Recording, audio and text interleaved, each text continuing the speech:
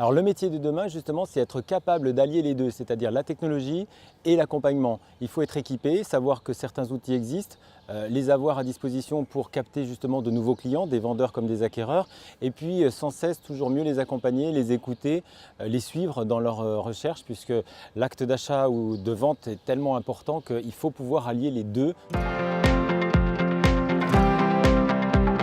Je pense qu'il faut simplement revoir les bases et les essentiels. La technologie, malheureusement, va à l'encontre quelquefois de tout ce rapport à l'humain parce que tout va très vite. Ne jamais oublier l'essentiel et les bases, c'est-à-dire bien comprendre le projet du client et puis ensuite appliquer les méthodes avec les nouvelles technologies. Donc c'est peut-être plus d'appréhension du projet en prenant en compte la globalité de ces derniers pour faire attention à tout ça.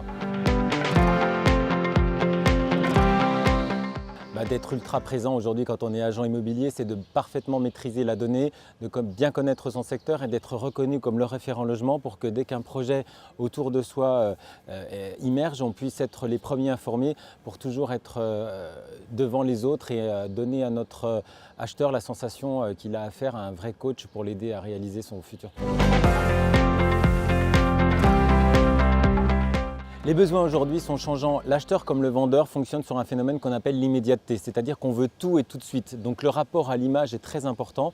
Il faut capter l'attention d'un acheteur par exemple à travers une photo ou une vidéo ou une visite virtuelle qui va susciter de l'intérêt et puis bien évidemment donner au vendeur la sensation qu'on va avoir pour lui des produits et des services différents, toujours en étant extrêmement réactif avec de l'innovation permanente.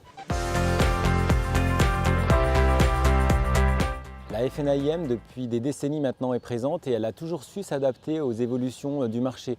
Et c'est important parce que des journées, des assises comme on a pu le vivre aujourd'hui, montrent vraiment que la fédération est novatrice en matière de nouvelles technologies et n'hésite pas justement à s'entourer des meilleurs pour proposer à ses adhérents un maximum de confort pour trouver davantage de prospects qui seront transformés en clients.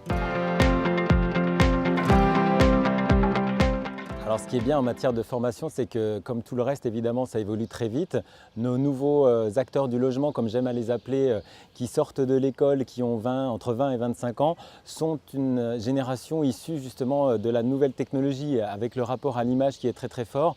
Donc tous ces gens sont extrêmement réactifs parce qu'ils connaissent déjà les habitudes et les fonctionnements. Et donc par rapport à ça, je trouve qu'on a un bel avenir parce que la nouvelle génération va complètement répondre aux besoins de nos clients. Alors bien sûr, pour nos anciens, il n'y a pas d'âge en fait pour se remettre en cause et pour se former, s'informer d'ailleurs. Donc en réalité, c'est de prendre conscience que notre marché évolue et que c'est plutôt positif tout ça. Simplement, ne restons pas sur des acquis, vivons par rapport à tout ce qu'on peut avoir en face de nous et remettons-nous en cause sans arrêt et qu'on soit jeune ou plus ancien, il n'y a pas d'âge pour se former effectivement.